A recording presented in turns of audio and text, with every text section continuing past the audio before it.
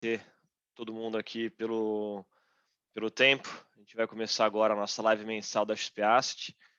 A ideia aqui é a gente trazer os gestores das principais famílias de fundos aqui da XP Asset. A gente vai começar com o Fernando Genta, com um overview macro. A gente vai passar para o Bruno, falar dos fundos macro. Peixoto com os fundos de renda variável e Fausto com os fundos de crédito. A gente vai ter um espaço ao final para Q&A. Então, se vocês quiserem, ao longo da apresentação, ir mandando suas perguntas pelo campo de Q&A, fique à vontade. A ideia aqui é que você aproveite ao máximo esse tempo, tá? Bom, então vamos lá. Fernando Genta, se estiver pronto aí, quiser começar, fique à vontade. Valeu, Pedro. Bom dia a todos. Vou começar dando um panorama rápido do nosso cenário internacional, em destaque aqui Estados Unidos. A economia americana continua com uma retomada bastante acelerada. Os dados vieram razoavelmente em linha, especialmente com aquilo que era esperado pelo mercado e também pelo Banco Central americano desde a nossa última reunião. E isso gerou uma mudança de postura também antecipada do próprio FONC, do Banco Central de lá. Agora, eles já discutem abertamente começar a reduzir o ritmo de compra de ativos, né, o chamado tapering. A última reunião deixou claro que isso não é algo para ontem, não é algo para a próxima reunião, que vai ser anunciado com antecedência de algumas reuniões. Então, ele destacou o plural para falar, nunca vai ser na seguinte se eu não derem um hint, nenhuma dica. E o mercado absorveu isso bem, então tem muito medo, né? Tem muito receio quanto ao episódio do Taper Tantrum lá atrás, quando o Bernanke sinalizou que poderia começar a reduzir o ritmo de compra de ativos e gerou um baita sell-off, e o Fed tem tocado isso com bastante cuidado. Na nossa cabeça, isso deve acontecer no final do ano, então deve começar a reduzir gradualmente as compras, possivelmente na reunião de dezembro, e essa redução se daria ao longo do ano que vem, para então começar a falar do ciclo de juros. Um comentário aqui só, eu acho que especificamente quanto ao programa de compra de ativos dos Estados Unidos, a gente tem um negócio, dá para traçar um paralelo com o que está acontecendo no Brasil, onde os bancos centrais miraram uma crise, uma recessão longa que acabou não acontecendo. Então, o próprio NBR definiu essa como a recessão mais rápida da história dos Estados Unidos, né? Você teve uma parada por fechamento de economia, mas logo depois a economia voltou a se recuperar. Então, esse tapering, de certa forma, você começar a reverter essas medidas, faz parte de não ter acontecido o pior. Você se preparou para o pior, isso não aconteceu. A gente vê alguma coisa parecida aqui no Brasil, daqui a pouco eu falo de Copom. Quanto à alta de juros, aí a gente está falando de um outro animal. Então, eu acho que esse não é definitivamente não é um assunto para agora. Vale lembrar que o FONC tem um novo mandato para isso, né? Então, agora, ele não tem uma meta de inflação anual, mas ele fez um novo arcabouço que, de certa forma, se assemelha a uma média, então ele mira uma média de inflação. Então, desta forma, ele tolera desvios moderados de inflação por algum tempo. Então, eu acredito que isso vai ser ainda discutido ao longo do ano que vem. O fato é que hoje a inflação americana está muito poluída pela retomada. Então, eu tenho uma convicção muito grande que fatores como carros, por exemplo, que sempre foi uma fonte nula ou de ligeira deflação, responda às vezes por um terço de toda a alta inflacionária mensal nos Estados Unidos. Acho que isso aí deve se reverter conforme se consolide a abertura. A gente pode ter uma pressão de salário aí por causa da reabertura de serviços, mas tudo me parece controlado, esperado, e de certa forma os preços mostram isso. As expectativas de inflação nos Estados Unidos muito bem ancoradas, e as taxas de juros lá atingindo patamares aí mínimos nas últimas semanas. Então, a nossa cabeça para Estados Unidos é crescendo, não vemos aí fonte de aperto das condições financeiras para o Brasil por conta de uma alta de juro precipitada. Eu acho que o Fed tem conseguido mostrar que vai conduzir bem a questão do tapering, a gente não vê uma alta de juro aí à vista. Não acho, definitivamente, não vejo por hora uma discussão de alta de juro para 2022. E caso essa discussão ocorra, a meu ver, ela vai se dar de uma forma razoavelmente positiva, de uma economia ainda mais saudável do que se espera. Não vai ser eu não vejo o Fed mudando a função de ação e sendo mais hawkish do que o mercado e causando uma surpresa, mas eu vejo eventualmente o cenário melhorando e todo mundo, o mercado indo para uma Fed Funds um pouco mais alta por conta de uma melhora adicional, embora esse não seja o nosso caso, isso aqui eu estou pensando como um cenário alternativo, muito mais do que o FONC panicar e começar a subir juros antes do que todo mundo espera. Então eu não vejo pressões aí pensando em preço de ativo para o Brasil, nem preço de ativo, mas condições financeiras internacionais que afetem aí o meu cenário macro, das variáveis macro do nosso cenário, eu não vejo grandes pressões aí no curto prazo vindo de fora. Aí trazendo para o Brasil, eu acho que a gente tem 3 pontos, né? 4. Covid, atividade, política e política monetária / inflação. Começando por Covid, os dados vêm evoluindo super bem, então as mortes voltaram, a média de mortes por dia, né? A média semanal, a média de 7 dias de morte diária voltou para baixo de 1.000 pessoas. Obviamente ainda é muita gente, tá?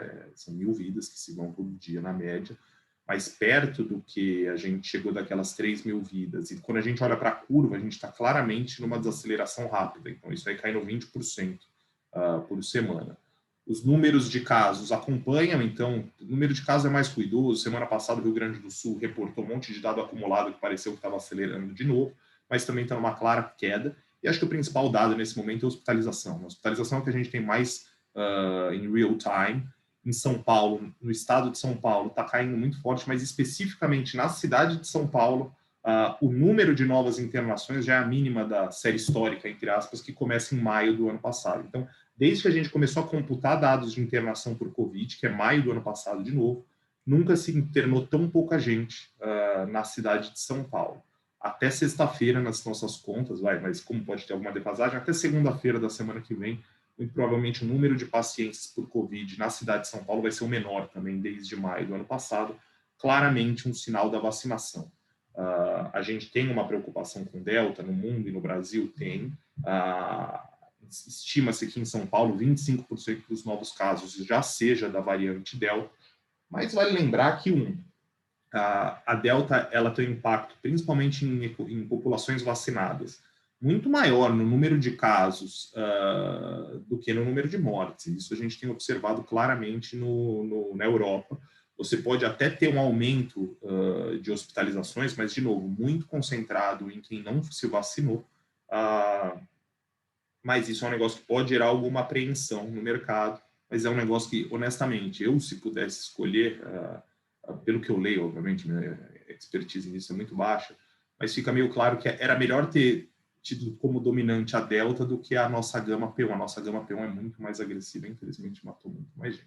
Mas eu acho que os dados sugerem, salvo o surgimento de uma cepa nova que não seja a Delta, os dados sugerem que, se Deus quiser, em breve, Covid vai ser uma página virada na atividade econômica, pelo menos da forma como ela foi nos últimos trimestres. Então, a gente deixa isso um pouco de lado, a vacinação está andando super bem, está até mais rápido do que a gente achava, e a gente estava na ponta consultiva no começo, a gente deve fechar o ano vacinando até todos os adolescentes.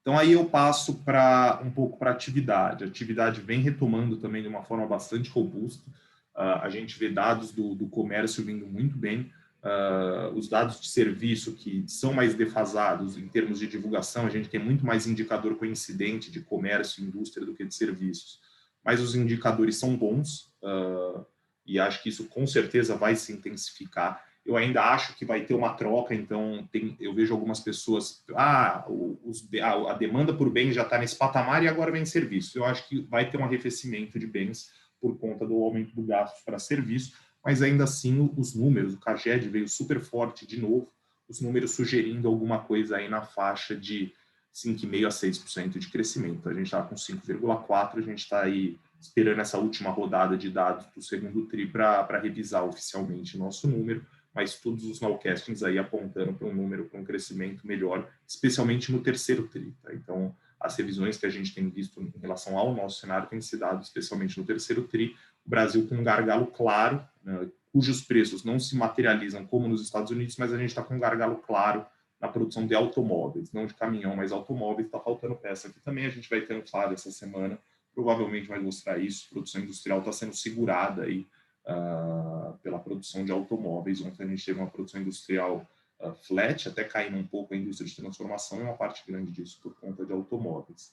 não está com cara que isso vai ser algo que vai se reverter no curto prazo.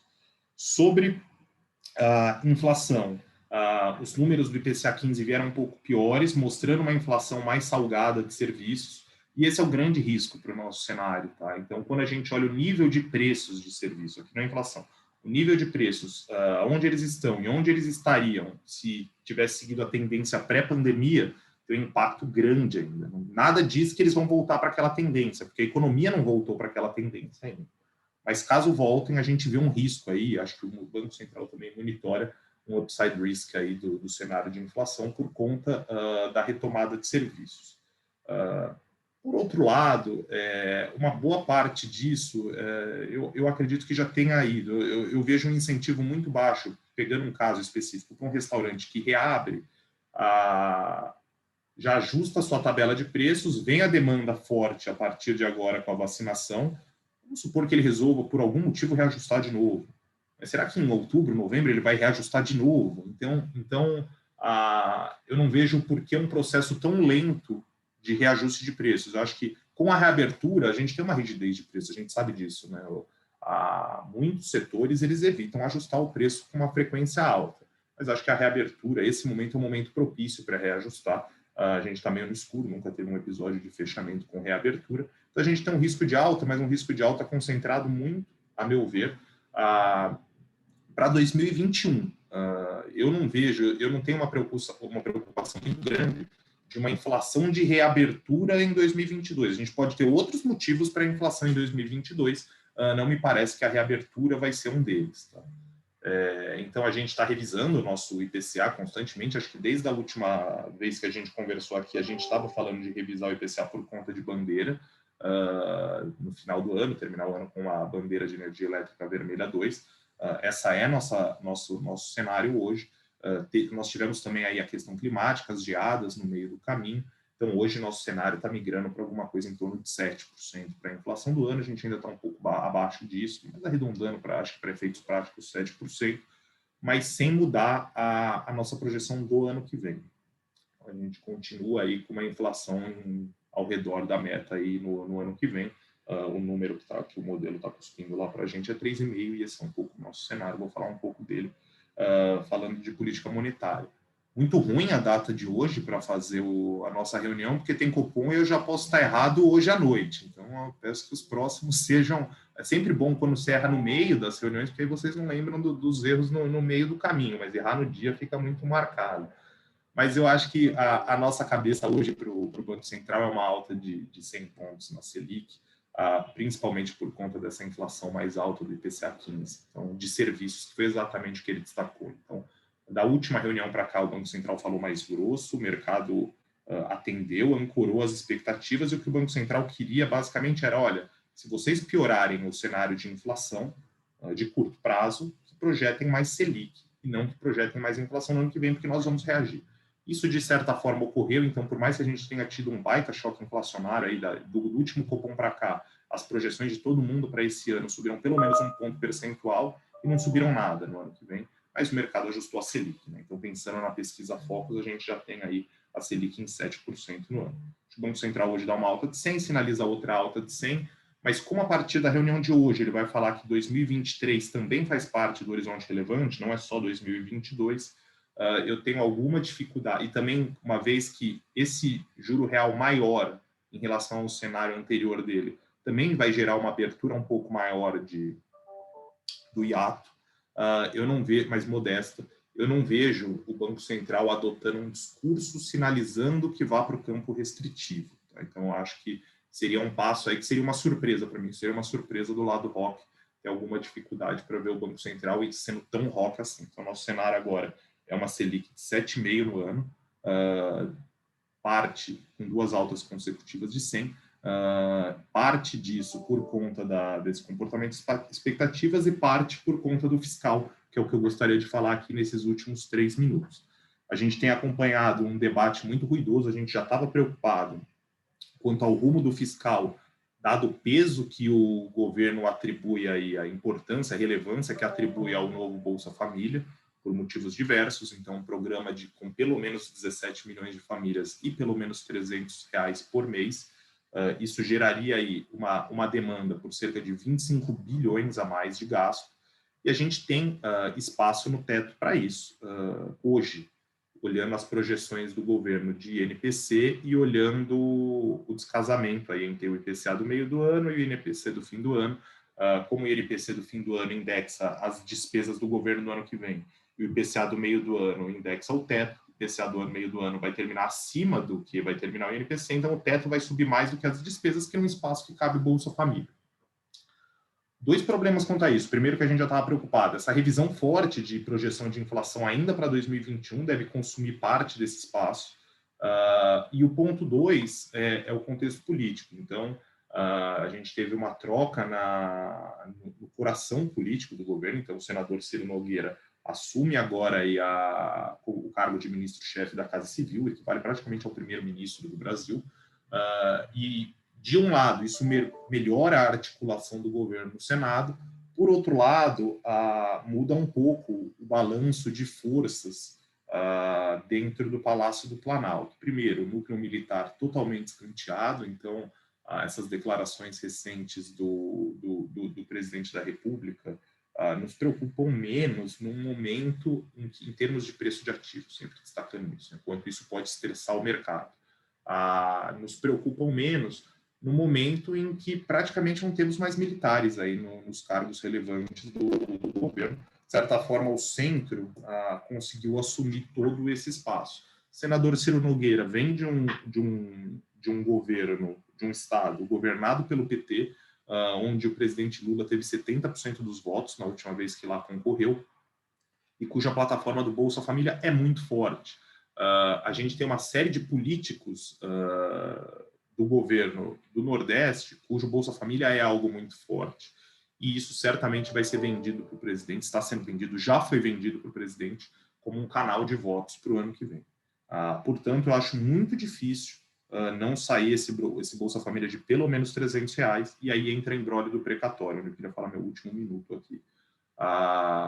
Com essa surpresa dos precatórios, a equipe econômica vai lutar para que você tenha um parcelamento. O ideal era tirar o precatório do teto, sendo bem direto. O precatório é uma despesa de capital. Lá atrás, quando a gente fez o teto, a gente colocou o precatório para dentro por dois motivos. Primeiro, porque você tem todo ano uma despesa meio fixa com o precatório.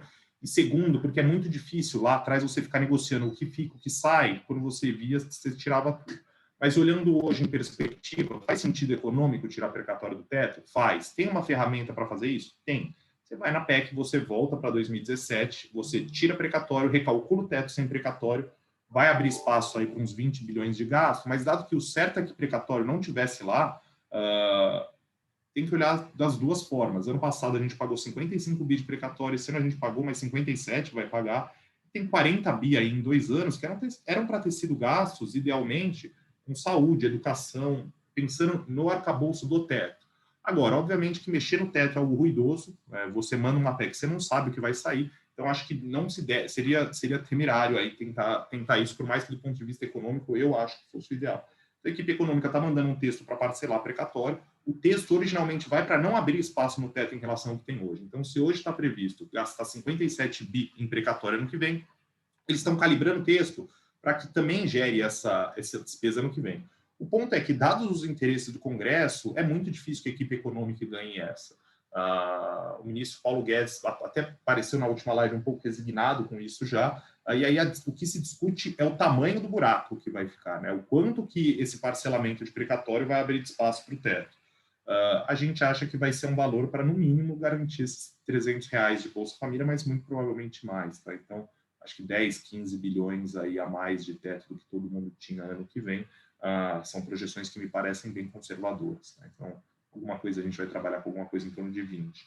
Isso aí afeta a política monetária? Afeta. O Banco Central, no seu balanço de risco, ele já coloca lá um pouco mais, ele tem um cenário básico que ele divulga para todo mundo, ele fala, tem um cenário alternativo aqui que me adiciona a inflação em juros por risco fiscal.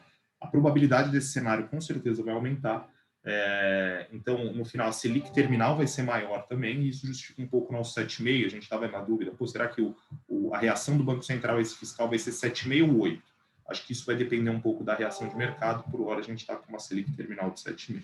Então, fechando aqui minha parte, o nosso cenário para a Covid está bem construtivo, para a atividade continua bem construtivo. O nosso cenário de inflação de curto prazo é de pressão mesmo, via geadas ou via reabertura, mas eu ainda acho que isso fica circunscrito, principalmente a 2021. Acho que mesmo em termos de inércia inflacionária, o que sobra para o ano que vem é bem modesto. Agora, o que preocupa bastante é o quadro fiscal, essas pressões que surgem aí por conta do novo, não só do novo Bolsa Família, mas também do que vai aparecer aí de orçamento para a rodovia ano que vem, para Minha Casa Minha Vida, enfim. Essa parte eu acho que tem potencial para gerar muita turbulência nos mercados. Já gerou essa semana, já gerou sexta-feira passada, gerou essa semana, e eu não consigo ver notícias boas dessa PEC, tá? Na tramitação. Eu não consigo ver uma tramitação tranquila. Eu acho que vai vir ruído de tudo que é lado. A gente deve ter aí um mês de bastante turbulência em relação a esse fiscal, e não acredito que a gente vá ter um final feliz. Eu acho que o final que a gente vai ter, dado todo o barulho que vai se fazer em agosto, a gente vai ser de novo a história do bode na sala. A gente vai falar, tá bom, poxa, só 20 bi a mais aqui no gasto do ano que vem, podia ser bem pior. Mas eu acho que o conjunto informacional que a gente tinha até a quinta-feira passada, até a segunda-feira passada, com certeza o resultado disso vai ser pior. Eu acho que isso vai acabar demandando mais juros.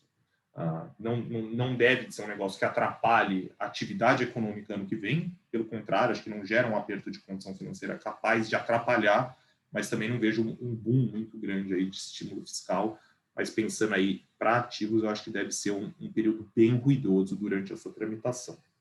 É isso do meu lado, pessoal. Obrigado. Aí ficou aberto as perguntas, já quem quiser ir mandando no chat, eu já vou respondendo aqui. Já temos uma aqui, Fernando, a gente tá. Valeu. Bruno, se quiser passar pelos fundos macro. Não, beleza. Bom, obrigado. Bom dia, pessoal. Vou começar falando um pouco do mês passado.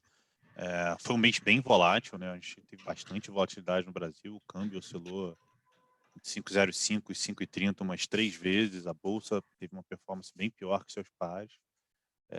A gente já tinha comentado, a gente estava com posições tomadas em juros no Brasil. Quando saiu o IPCA 15, muito nessa leitura que o Fernando compartilhou, de que ficava mais nítido a necessidade do Banco Central começar a acelerar e eventualmente ter uma Selic terminal maior. A gente aumentou essas posições tomadas, elas ajudaram bastante a conter as perdas nas outras posições, mas ainda assim nós tivemos perdas tanto na posição em bolsa, quanto na posição em câmbio, e principalmente na posição tomada em juros lá fora. Falando um pouco sobre essas posições, assim, começando pelos Estados Unidos, a gente vê o mercado revisando um pouco o PIB desse ano em função de dados um pouco piores, uma parte por causa de restrições de oferta, uma parte talvez a reabertura não tenha sido tão pujante, mas ainda assim muito forte. Ainda assim a gente vê uma economia muito saudável nos Estados Unidos, crescendo alguma coisa de 6,5%, 7%, 7,5% nesse ano, e mais alguma coisa bem forte ano que vem. Nesse cenário a gente deve muita assimetria na posição tomada em juros lá fora. Se você vê o que está precificado na curva nos próximos 5 anos, basicamente tem 4 altas de juros. O Fed Fund volta para metade do que era em 2019, então para a gente parece muito assimétrico.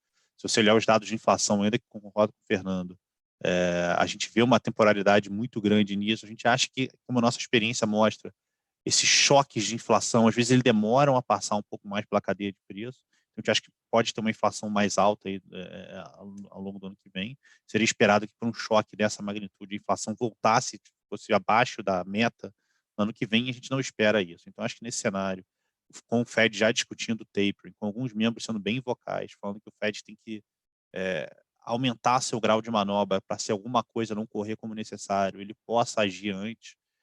A gente acha que é muito assimétrico ainda, a gente acha que, como o próprio Powell falou, tem um coeficiente técnico muito grande no comportamento dos juros americanos hoje em dia. A gente respeita, mas a gente está mantendo essa posição que a gente acha muito assimétrica ainda. Como a gente falou no mês passado, a gente zerou nossa posição com prazo em bolsa americana. A gente acha a história muito boa ainda, mas ela parece meio price to perfection. Ela já está com múltiplos absurdamente acima das máximas históricas. Previsões de alta de juros, de earnings muito forte para o ano que vem, e um juro já muito baixo. Então, a gente acha que o mercado já precificou tudo de bom, ou pelo menos está muito precificado com as coisas boas, e acho que meio assimétrico. A gente vem mantendo, falando um pouco do cenário de Brasil, a gente vem mantendo nossa posição em bolsa no Brasil, a gente diminuiu um pouquinho ao longo do mês passado. A gente acha que um cenário de juros mais alto, a bolsa, sem dúvida, tem um desafio maior, mas como o Fernando falou, a gente acha que esses juros não vai ser o suficiente para afetar muito negativamente a atividade. A gente tem um modelo de bolsa que a gente olha bastante, que usa lucros projetados, juros no Brasil, juros externos, bolsas internacionais, e a gente gosta de olhar muito isso e está no raio de descolamento do modelo no último 1 ano. Então, a gente acha que a bolsa ainda está bastante assimétrica. A gente entende que as dificuldades são grandes. Eu acho que essa discussão fiscal é uma discussão que, como a cada 6 meses, volta no Brasil e que, no final, parece que a gente olha para o abismo e volta e vai ter uma flexibilizaçãozinha de alguma forma. A gente acha, como o Fernando falou, que a gente vai ter um pouco mais de gasto no ano que vem e que, de alguma forma, isso pode ser bom para a bolsa e ruim para os juros longos. Na posição de juros, a gente zerou recentemente, nos últimos 2 dias, a nossa posição tomada em juros curtos. A gente acha que o mercado precificou um cenário já bastante agressivo, Selic terminando em 8,5. A gente acha que esse é um nível já bem ajustado de Selic. Mas a gente mantém a posição tomada nos juros médios para intermediários. A gente acha que ainda tem alguma simetria ali.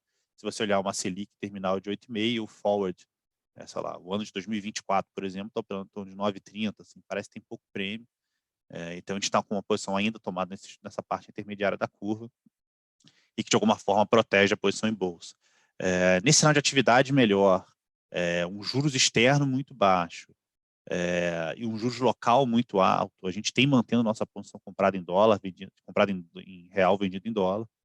A gente entende também que esse fiscal mais ruidoso vai gerar volatilidade, mas a gente acha que com uma Selic de entre 7,5 e 8, o Brasil é de longe o melhor carrego do mundo. Para você ter um carrego parecido com o Brasil, você tem que ir para países como Egito, Argentina, Turquia, que são países que têm uma situação fiscal muito pior, institucionalmente muito mais fraca, e que ainda não são tão ativos na política monetária como o Brasil está sendo. A gente vai ter um juro real bem positivo no ano que vem. Então, a gente está mantendo a posição em câmbio, admitindo que essa vol vai ser um pouco mais alta. Além disso, a gente tem no mercado externo uma posição tomada em juros no Chile, que tem se comportado muito bem nos últimos 2 meses.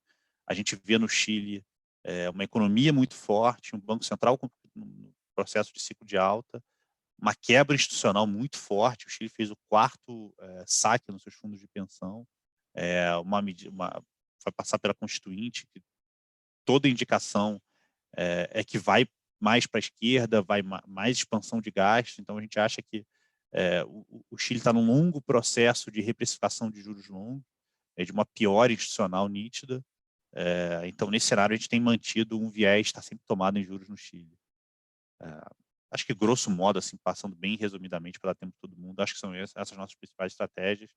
Também, se quem tiver dúvidas, fica à vontade aí que eu vou responder no chat. Vamos lá, vou emendar aqui na parte de bolsa. Bom, acho que o mês passado foi um mês bem ruim, né, para os ativos. O Fernando e o Bruno já falaram bastante. Acho que daria para adicionar um pouco, né, que a gente teve um mês de muita oferta, então assim, ainda está tendo, na verdade, né, então a gente está com uma agenda de IPOs e follow-ons muito intensas e foi um mês ali que a gente viu, além do gringo, do estrangeiro parando um pouco de entrar em bolsa, até vendendo, na verdade, né, a gente está vendo a atividade para fundos, para FIIs, né, segue, na verdade, pálida, segue neutra, né, então não tem captação para FII há bastante tempo, desde o ano passado. Então a indústria vem não captando, e se o estrangeiro não entra, a verdade é que não tem fluxo adicional, né? Então, quando você tem ali diversas ofertas, o mercado acaba tendo que fazer caixa em outras coisas para poder financiar esses IPOs que estão vindo, tá? Então, foi uma janela complicada ali no mês de julho por conta das ofertas. Eu acho que agora a gente tem hoje a Raizen finalizando, então deveria dar uma certa acalmada nas ofertas grandes, pelo menos. Tem alguns IPOs já voltando, mas estamos falando de ofertas menores, né? Então, acho que isso também ajudou a prejudicar um pouco o cenário. Acho que do lado positivo, né, como o Bruno falou, a reforma tributária que está sendo conversada, ela pode ser pior para o fiscal, mas do ponto de vista do lucro das empresas, ela acaba sendo benéfica. Ela tem muita água para rolar ainda, a gente não sabe qual vai ser o desenho final, mas o desenho até então, visto, a gente está falando de uma melhora de lucro das companhias ali de cerca de 10%. Né? Então, é relevante. A Bolsa acabou não reagindo também a isso, dado todo o cenário pior ali de fiscal. Né? Mas é uma coisa para a gente ter em mente, a gente pode estar vendo realmente os ativos mais baratos no final dessa reforma tributária. Tá? Dito isso, a gente permanece a posição em bolsa, a gente aumentou um pouquinho a posição em bolsa, a gente está ali perto de 80% comprado no long bias. A gente veio ali de uma posição que está perto de 60 para uma posição mais perto de 80. Está com pouquíssimo caixa ali dentro dos FIIs, basicamente por preço. Né? O cenário ainda é um pouco nebuloso, mas a gente está vendo realmente a bolsa já um pouco mais ajustada em termos de nível de preço. Tá? Principalmente quando a gente compara com o cenário lá de fora. Bom, acho que no mês ali que passou, os principais detratores ali do nosso portfólio foram as posições de e-commerce. A gente deveria ver varejo, principalmente a Lame, caindo bastante. Tinham andado bem em junho e devolveram em julho, então muita volatilidade. Eu acho que acabou pesando também a oferta da Magazine Luiza, foi uma oferta grande dentro do setor. O mercado usou como para financiar.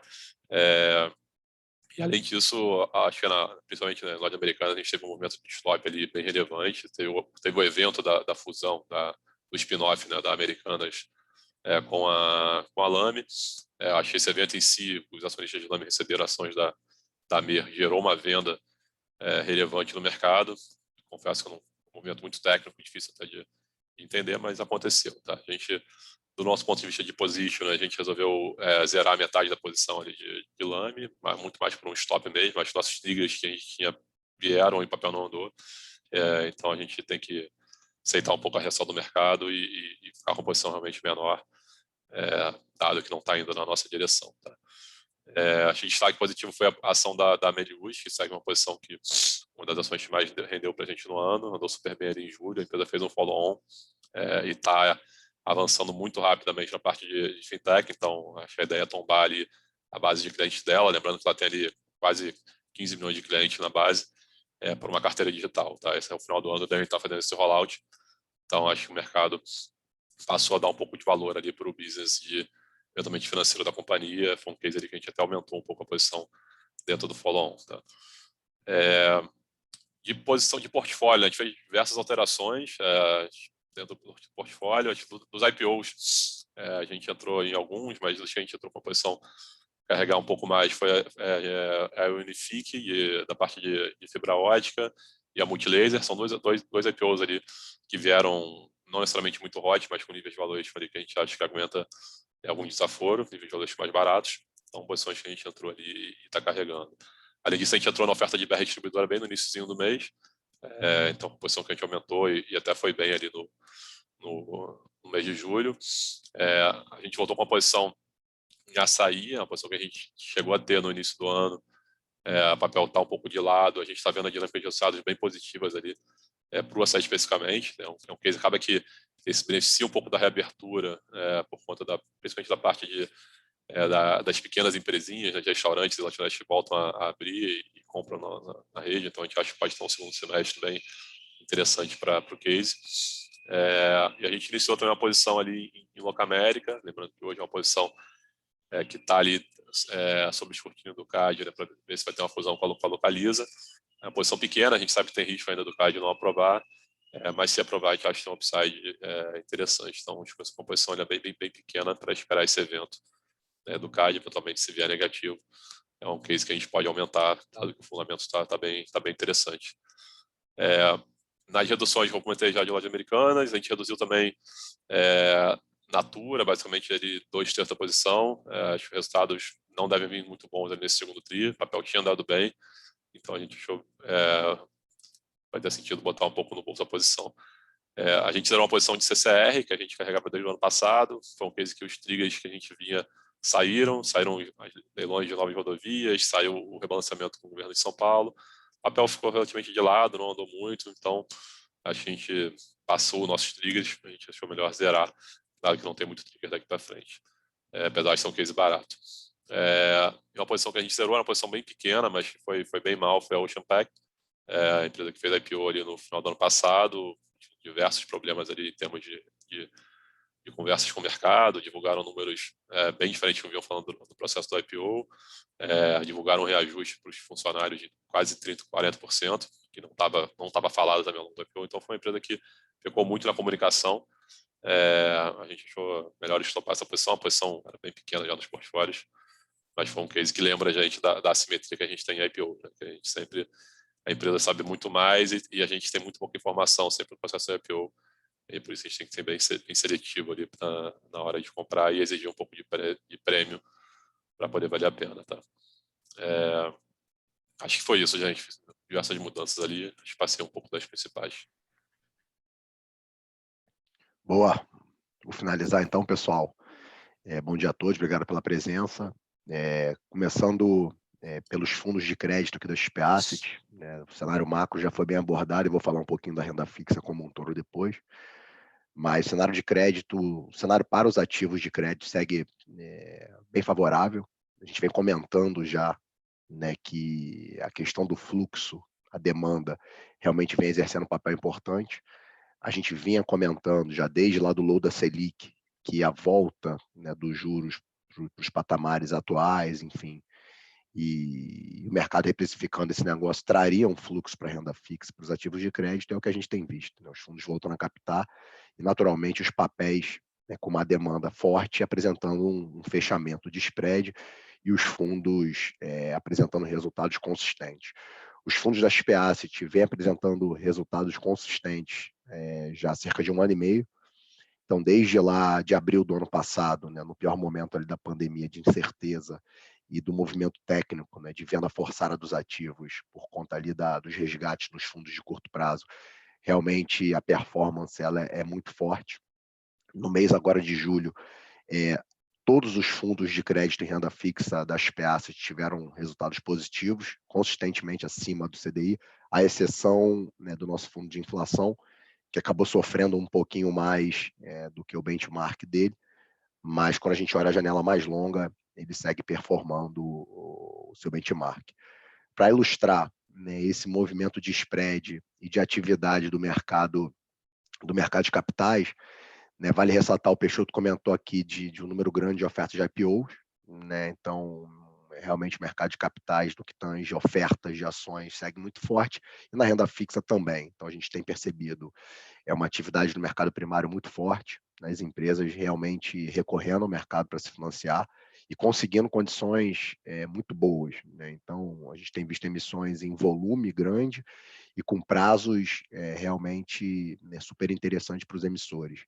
Como a gente vem comentando já há alguns excessos, né? Então a gente tem sido muito parcimonioso aqui na análise e alocações.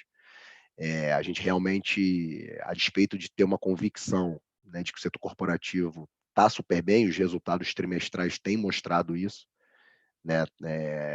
Os setores corporativos, de uma forma geral, globalmente, né, estão indo bem. Você pega os resultados das empresas aqui lá fora realmente surpreendendo para cima. Mas de toda forma, quando a gente olha ali custo de captação e risco-retorno, tem algumas emissões que a gente tem preferido ficar fora, até porque, né, o nível de carrego dos fundos das SPAs está bem superior ao dos índices que a gente acompanha. Quando a gente para olhar o IDA, DI, né, o índice de debêntures da Ambima e até o índice lá que a JGP mandou, que é o IDEX JGP, os nossos fundos estão bem superiores aos carregos desses índices, né? Então a gente olha esses dois índices com carregos aí da ordem de 150 pontos base, né, 1,5%, e quando a gente olha os fundos da SPA, a gente está falando já de carregos acima de 2%. Isso porque a gente tem feito realmente uma reciclagem do capital, né, de uma forma parcimoniosa e naturalmente sem se preocupar se a gente ficou fora de alguma emissão, essa emissão vai ter algum ganho de capital e vai trazer um retorno de curto prazo ali, mas a gente realmente tem focado muito nas empresas que a gente gosta e que a gente considera com carrego atraente. Então, de uma forma geral, os fundos, a gente acredita que esses fundos vão continuar entregando retornos consistentes. Quando a gente olha, o Bruno comentou bem aqui, né, da Selic que está precificada no mercado, quando a gente olha as discussões acerca de Selic terminal, né, a gente aqui com 7,5, eu naturalmente, eu já vinha comentando isso, eu estava com um número um pouco diferente aqui do Fernando, do próprio Bruno.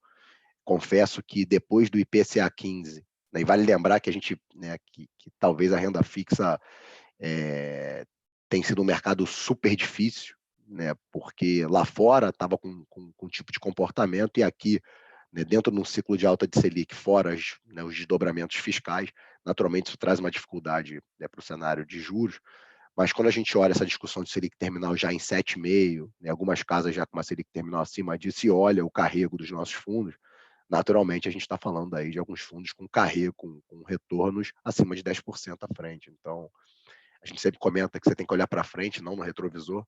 Então, a gente realmente está super construtivo para os fundos de crédito / renda fixa. No que tange o cenário macro, né, aqui para a renda fixa, né, não vou chover no molhado aqui, mas a nossa percepção é que realmente essa Selic deve ser nesses níveis que a gente vem discutindo aí, acima de 7%. Né, o Copom hoje vai trazer muita informação para a gente.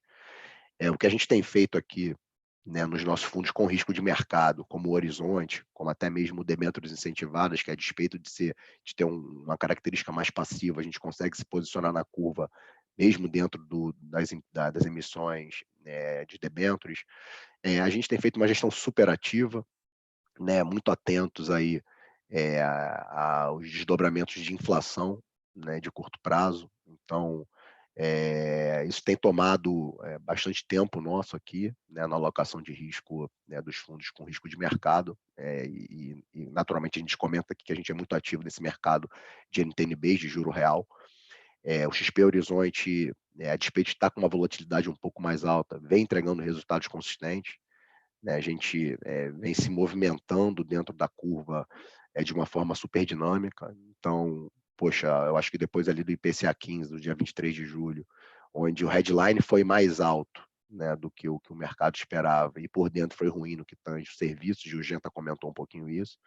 Eu tenho uma dificuldade de realmente achar que a gente vai ter que essa pressão, né, no serviço ela vai ser muito duradoura. Eu tenho comentário que eu quero esperar um pouco ver a variação de massa salarial e etc., mas de toda forma está incomodando, e o Copom vai levar isso em consideração hoje. Mas, né, ali a gente ficou de olho nas NTNBs mais curtas. Quando saiu o número, a gente viu que os papéis andaram, enfim, a gente conseguiu se apropriar ali do movimento nelas. E aí, naturalmente, né, com o Copom sendo um pouco mais duro, a gente alonga um pouco essa posição, mas de toda forma, a gente não tem nenhuma posição estrutural, né, nos fundos que tomam risco de mercado.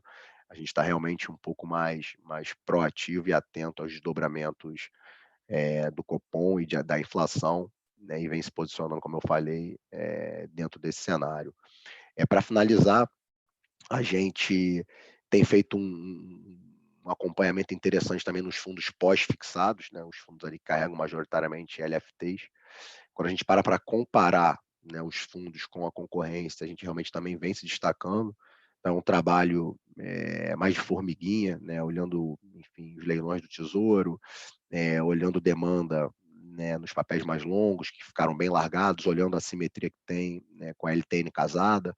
Então, a gente tem conseguido também se apropriar, né, de algumas distorções de preços, e naturalmente isso tem trazido aí bons retornos quando a gente compara ali também com o índice, né, de mercado da Ambima, que é o IMA Selic. A gente também vem mostrando um resultado diferenciado. Então, em linhas gerais, é isso, né? A gente segue na mesma toada aí de cerca de 1 ano e meio, parcimoniosos na alocação, atentos a boas operações com spread e naturalmente com risco-retorno aderente. Entende que, por conta dessa Selic está sendo revisada para cima, essa demanda para os fundos de crédito vai continuar com reflexos, né, nos spreads de crédito, e aí a gente não vai mudar a nossa cabeça, se emocionar, né, para alocar os portfólios. Do meu lado é isso. Fausto, eu queria aproveitar aqui o seu tempo, uma dúvida que subiu aqui do Igor Monteiro sobre precatórios, né? Acho que vale a gente dar pelo menos Você já vou deixar para o Genta, cara.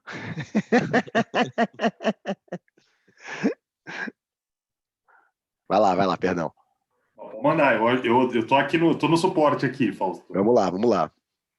São 3 dias de discussão, né, cara? Então, mas eu acabei te interrompendo, vai lá, Pedro, por favor. Aí, Pedro. Não, era justamente isso. Eu queria, o Igor perguntou aqui como é que você vê que isso pode afetar os fundos, como a exemplo o XP Special Situations, né? Perfeito.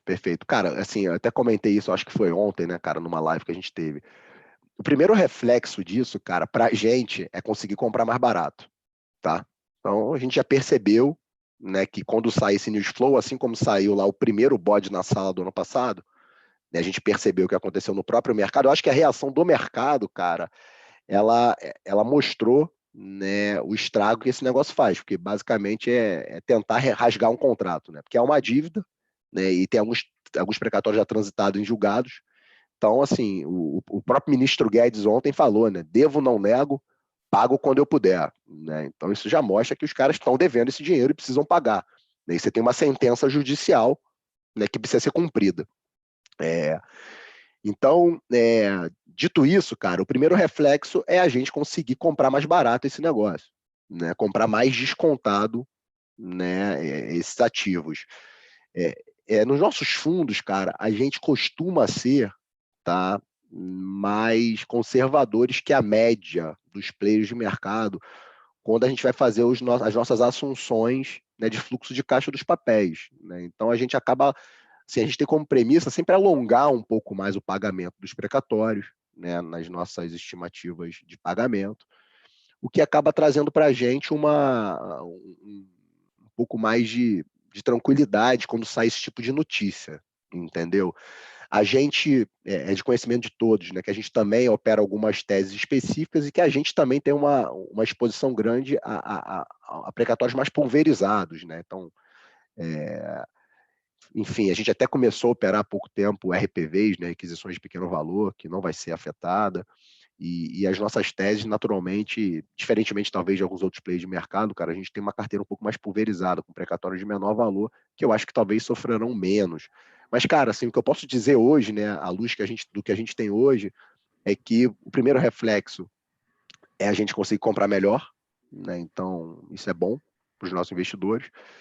E o segundo é que a gente é mais conservador no que tange, né, o fluxo de caixa dos papéis, né, cara? Então a gente costuma alongar um pouco mais o pagamento desse negócio do que a média dos players de mercado que a gente vê. Então a gente segue tranquilo, porém a gente segue trabalhando muito forte, né? O Felipe Matos, é muito forte junto da OAB, junto até mesmo, né, de alguns outros participantes de mercado, para tentar trabalhar junto, né, da equipe econômica uma melhor solução para esse negócio. Tá? Acho que o Janta pode falar um pouquinho também. Falando um minuto aqui, Pedro, sobre quais seriam, acho que, as soluções ótimas para o mercado. Para o mercado que eu digo para a parte de precatório. A primeira que eu já destaquei seria tirar do teto, porque, lembrando, o precatório é uma dívida, então a gente não tem, por exemplo, pagamento de juro não está no teto, NTNB não está no teto, então o precatório faz sentido você tirar. E o problema do governo hoje é muito mais a restrição imposta pelo teto para o pagamento de precatórios do que inviabilizar a condução da política fiscal em si. O governo pode ir lá e emitir esse valor. Uma alternativa seria essa que agora surge de um fundo para sanar, um fundo que poderia negociar e antecipar o pagamento desses precatórios que fossem ser parcelados. Obviamente que é um mecanismo que não é um desenho tão trivial, então pode sair algum monstrinho, mas a grande vantagem de um fundo é que ele também fica fora do teto de gastos. Tá? Então, o fundo seria uma forma heterodoxa de tirar essa despesa do teto, mas você também continuar podendo pagar. Eu acho que vai se chegar numa solução assim, porque o Congresso não tem interesse em parcelar esses precatórios por princípios. Eu acho que o que o Congresso pode crescer o olho é para o espaço no teto que se cria para a despesa. Então, a gente pode ter, sim, há caminhos para que haja um final feliz aí para os detentores dos precatórios e menos felizes para as contas públicas. Mas, que nem o Fausto falou, tem 3 dias, a gente não tem nenhum texto ainda. Então, a gente tem que esperar primeiro o texto para depois ver a tramitação. Maravilha, obrigado, gente. Valeu, Fausto. Nada. Peixe, tem uma pergunta aqui sobre os IPOs que a gente teve na Bolsa recentemente, né? Se você entende que isso poderia significar que a Bolsa deve cair no curto prazo ou se existe algum risco nesse sentido. Bom, vamos lá. Bom, como eu comentei até, assim, eu acho que a grande safra dos IPOs ela já foi, né? Assim, acho que saindo para a Raizen, que saiu hoje, assim, acho que a oferta é grande, né? Teve BR Distribuidora, teve Magalu, teve Raizen, acho que já meio que passaram, a gente está vendo agora diversos IPOs menores. Então, eu acho que o efeito para a Bolsa meio que já foi sentido, tá? Eu não acho que... Claro que sempre pode ter novidades, sempre podem ter ofertas novas saindo, mas a quantidade que a gente teve nesse primeiro semestre, eu acho que dificilmente vai se repetir nesse segundo semestre, até porque teve muita antecipação, quem pôde fazer fez logo. Quanto mais a gente chega perto de 2022, com eleições, é mais difícil você emplacar uma oferta, né? Então, teve muita antecipação de ofertas agora nesse primeiro semestre por conta disso. Então, eu acho que o efeito grande já foi. Agora, respondendo a pergunta ali se estaria a trava de bolsa, de queda de bolsa, assim, qual o strike eu faria, é difícil dizer, assim, mas por fundamento, eu acho muito improvável a gente ver uma bolsa, por exemplo, abaixo de 110, 115 mil pontos, tá?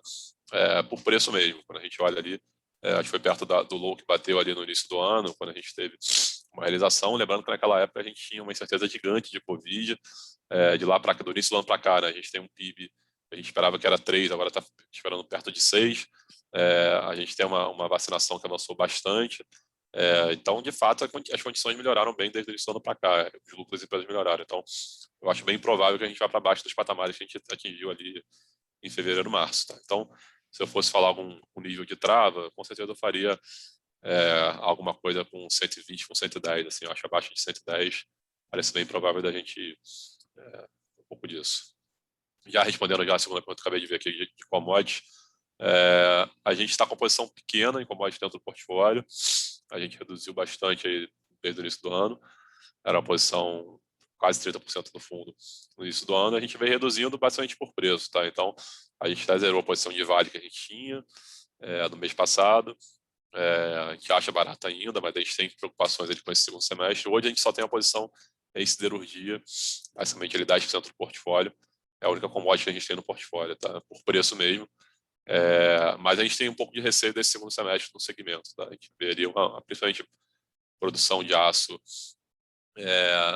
na China, eventualmente, tendo um pouco de pressão, pode diminuir um pouco a demanda por minério, o volume da oferta de minério aumentando, as demais commodities, né? Celulose está num momento ruim, parte agro, acho que já teve uma boa precificação, então a gente está um pouco mais cauteloso por preço mesmo, não? A gente está vendo um cenário pior, mas hoje é uma posição pequena dentro do fundo. Ótimo, Peixe, obrigado. Fausto, tem uma pergunta aqui sobre rodovias Tietê. Se você acha que mesmo com risco de default, ela pode ser uma boa ideia de investimento para quem gosta desse tipo de risco. Cara, a gente não acompanha, a gente não tem posição, cara, a gente não acompanha nada. Então, infelizmente, essa eu não consigo responder. Maravilha. Bom, pessoal, se alguém tiver mais alguma dúvida, acho que a gente tem aqui ainda os últimos 5 minutos aqui para responder mais uma pergunta. Se ninguém tiver, a gente vai encaminhando até o final do nosso call mensal. Queria, antes de mais nada aqui, agradecer todo mundo que participou, as perguntas, os gestores que deram os inputs aqui. Acho que tem bastante coisa ainda para acompanhar nesse mês. E como subiram duas aqui, saneamento ainda sem trigger? Tá, não, eu respondo rapidinho aqui, sem trigger, a gente segue fora do setor que a gente foi bem atuante nos últimos anos e a gente não vê trigger basicamente, tá? Principalmente chegando perto da eleição mais uma vez, Sanepar está jogada, mas assim, a regulação está complicada. A regulação de todas está com problemas ali regulatórios, né? Tanto a Sanepar, tanto a Copasa, então o Sabesp também, que a gente perdeu uma grande chance de privatizar, acho que agora não privatiza, a gente tem um secretário de Fazenda, né, que era o Meirelles, então se o Meirelles também não privatizou, não sei quem vai se aventurar a privatizar no próximo governo. Então, nós perdemos uma chance. Então, também não acredito que a Sabesp seja privatizada. A Copasa também, que tivemos no governo novo, avançou muito por privatização. Então, dentro do micro, né, o setor ainda é difícil, com racionamento de energia que afeta de alguma forma ali também alguns reservatórios de água. Então, o momento ainda ruim, empresas baratas, mas momento muito ruim. Então, a gente segue fora. Acho que é isso, né? Maravilha. Beleza, então, gente. Obrigado aí pela presença de todos ali e até mês que vem. Tchau, tchau, pessoal. Obrigado, pessoal. Obrigado. Bom mês aí para todos. Valeu. Valeu, gente. Bom mês. Tchau, tchau.